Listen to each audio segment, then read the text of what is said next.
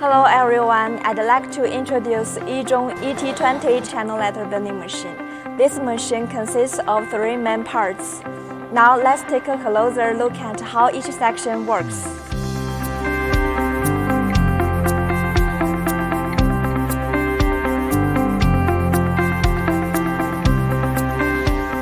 Manipulator alternately clamps the feed. Double ball screw with linear guide drive, large torque, high precision, fast speed. Large angle alloy milling cutter slotting. The positive angle is slotted according to the angle of the graph, and the reverse angle is slotted on the back.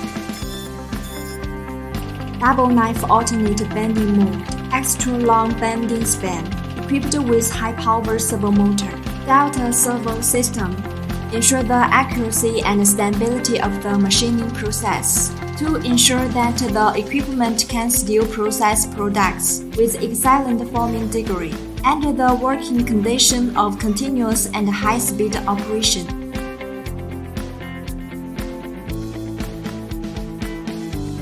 Except for the sponge strip profile, it can also process aluminum plate, stainless steel, galvanized sheet. Customized blade can choose different types of bending blade according to processing materials.